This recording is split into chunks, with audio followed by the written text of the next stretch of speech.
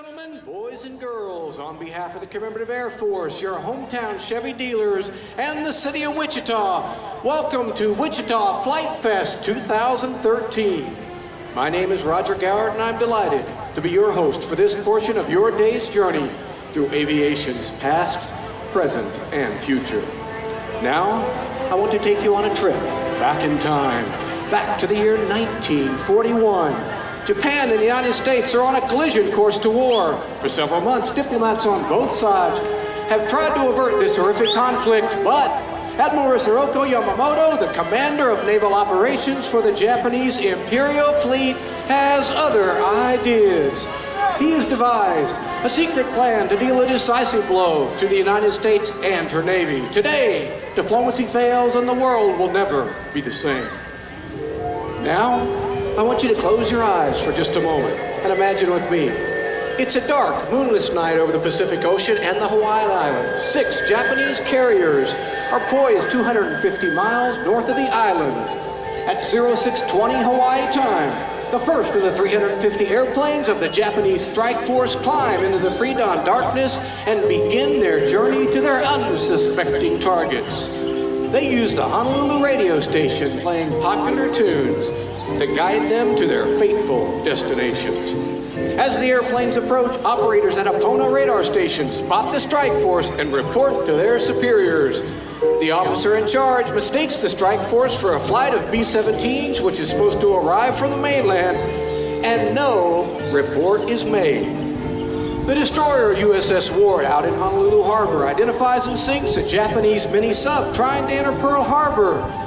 They report the attack to Naval Command, but the report is put into an inbox on this quiet Sunday morning and reaches the commanders after the attack. In Washington, military intelligence has broken the Japanese code and suspects an attack on a U.S. location in the Pacific. They send the message by normal civilian channels and it reaches Pearl Harbor after the attack. The temperature is a balmy 72 degrees as the sun breaks over the horizon on Oahu. The servicemen at the U.S. Naval Base on Pearl Harbor and Hickam Air Force Base look forward to a relaxing Sunday in a beautiful island paradise. At 0753, Lieutenant Masao Fujita keys his radio and issues those now famous words, Tora, Tora, Tora, signifying the Japanese have achieved complete surprise. Imagine yourself on a ship in Pearl Harbor, shading your eyes to peer into the dawn and seeing airplanes. It's December 7th, 1941, and you are there.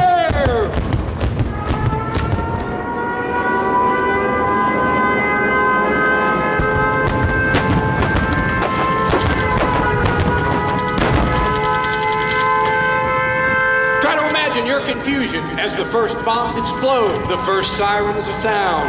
Right now, right here. Listen. Listen to the sounds of battle. Hear the sirens just as they did that day. Feel the explosions just as they did that day. Smell the smoke as it burns your nostrils just as they did that fateful Sunday morning. Look, listen, and remember, for we must never forget. The Japanese planes attack relentlessly. Many servicemen believe the attack is some kind of crazy air raid drill. They think the Japanese planes are American. In fact, one soldier remarks, "This is the best dang drill the Air Force has ever put on." But when the rising suns become visible on the wings of the airplanes, everyone knows this is no drill. General Short, the commander of Army Forces, is notified of the attack while playing golf. His response is, "That is ridiculous." General Short will wish he could have been right, but he was not. The highly coordinated attack goes off like clockwork. At 0755, bombers attack Wheeler and Hickam Air Force Base. 2 minutes later, torpedo planes, just like the ones you are seeing in front of you right now, begin their attack on Battleship Row. Sleepy-eyed soldiers stumble outside to see Japanese airplanes everywhere, circling the skies, waiting to attack the ships lined up side by side along Battleship Row. In the middle of the harbor, like sitting ducks, they make great targets. In fact, the Japanese have designed new torpedoes capable of striking the ships in the shallow harbor, a technological advancement the Americans are sadly unaware of. The practice ship Utah was the first to be hit. It lists and sinks. The light cruiser Raleigh takes 2 torpedoes. The battleship Oklahoma and West Virginia are next. The Oklahoma lifts, then capsizes, rolling on to the battleship USS Maryland. When the Oklahoma sinks, her belly thrusting out of the burning waters of Pearl Harbor, hundreds of men are trapped. Only 32 of those men would be rescued, and not until a full 40 hours after the attack. The battleship California takes 2 torpedoes and sinks. And at that same time, the USS Arizona, which has already taken a torpedo, has a bomb strike next to its number 2 turret. The 1,700-pound projectile penetrates deep into the belly, first through 1 deck, then through 2 decks.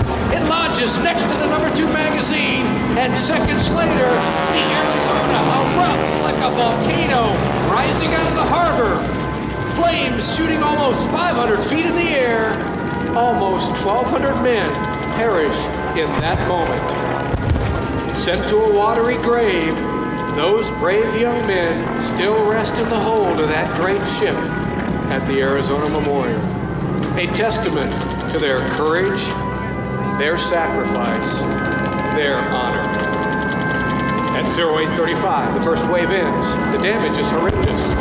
In Washington, at 08:50 Hawaii time, early afternoon in the States, 1 hour after the attack began, Secretary of State Cordell Hull, well aware of what is transpiring in Hawaii, erupts when given a letter from the Japanese breaking off peace talks.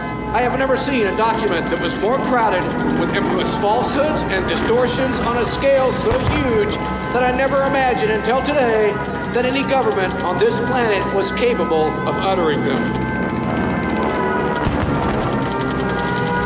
The second wave of the Japanese attacks swarms over Hawaii at 08:55. 132 additional aircraft spread out to hit ships, airfields, and barracks throughout Oahu.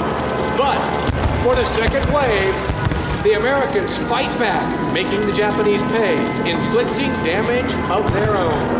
A bomb hits the destroyer Downs while she sits in dry dock. Another strikes the commander of naval forces, Admiral Husband E. Kimmel's flagship, the battleship Pennsylvania, which is in dry dock, detonating guns and ammunition. Dive bombers attack the Raleigh, which has already been hit by torpedoes. 1 bomb misses the ship's aviation tanks by mere feet. The flames on the West Virginia now reach as high as the foresail, over 400 feet. Yes, the attack is devastating, but the day also has numerous stories of heroism. The Nevada on the south end of Fort Island opens fire at 08:02, and although her captain and senior officers are not on board, Lieutenant Commander Thomas ignores his wounds and gets the ship underway, even with a huge hole in her port bow. Also on the Nevada, 21-year-old Joseph Tozek Jr., officer of the deck, mans an anti-crash caddy and continues to direct fire at the enemy aircraft even after a bullet passes through his thigh. He refuses to leave his comrades. He refuses to leave the battle.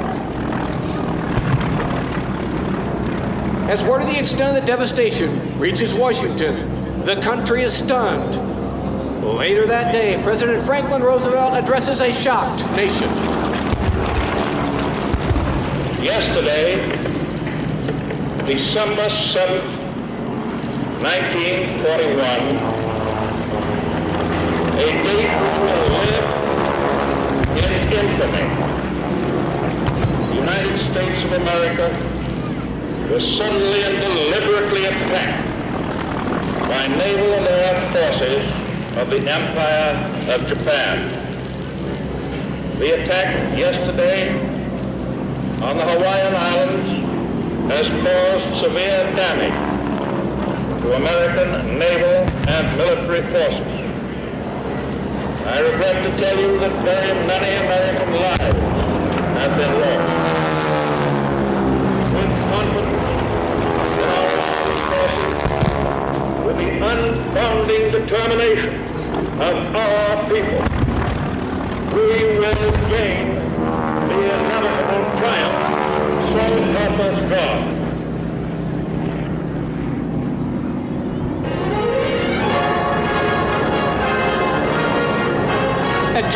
o'clock, the last of the strike force makes its way to the waiting carriers, and the Japanese ships begin their long journey back to Japan. The attack lasted only 120 minutes, but American bases lay in ruins, smoke billowing up from the devastation. 8 battleships, 3 cruisers, 3 destroyers, and 4 auxiliary ships, 18 ships in all, lay foundering in the oil-covered waters of Pearl Harbor. More than 350 aircraft stand broken or completely destroyed. In reality, America's Pacific Fleet has simply ceased to exist. But most horrific, 3,500 Americans lay dead or wounded in what remains of Pearl Harbor and Hickam Air Force Base. The Japanese lost 29 planes and less than 200 men. The Army and Navy spend the rest of the day attending to the wounded and putting out fires. The Arizona alone burns for 3 days. Yes, President Roosevelt issued a call to arms and America listened.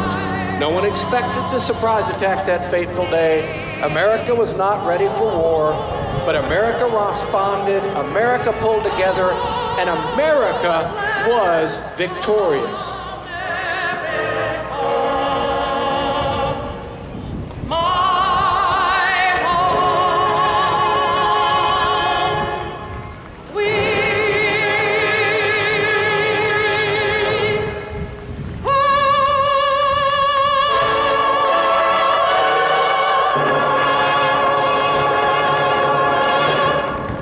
Yes, America responded. Young men joined the armed forces to defend this nation, and women began working in factories, working long, hard hours to energize American industry.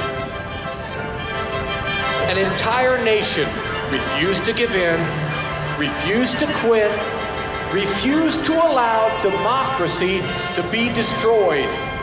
This nation stood strong, stood proud, and in the face of adversity, against all odds, this nation, your nation, prevailed.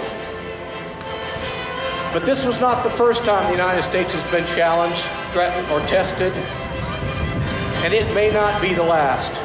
Right now, as we enjoy this wonderful day in Wichita, Kansas, our sons, daughters, husbands, our wives, uncles, cousins, friends, our countrymen are defending America in far-off lands, sacrificing so you and I might enjoy the lasting tradition of life, liberty, and the pursuit of happiness. We must never forget those who have sacrificed to make sure America stays strong. Please remember those brave young men and women. I would ask, when you see someone in uniform, go up to them, look them in the eye, shake their hand and say, we are proud of you, we are proud of what you do, and thank you. But this is not just a story about this nation or those who have served. It's about each and every one of you listening to me today. You can make a difference. You can be strong, just as this nation has. You can make a difference, just as this nation does. Listen to me, Wichita. Put your hands together if you believe this is the greatest nation in the world.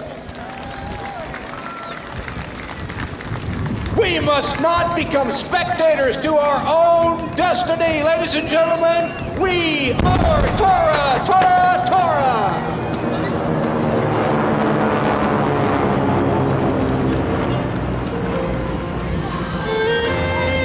I hope today we have stirred something in your heart and soul, made you feel proud of who you are and proud to be an American.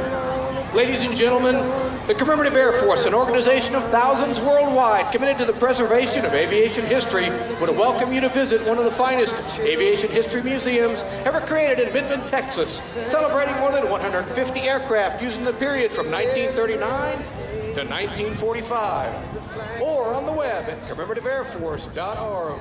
We would appreciate your support.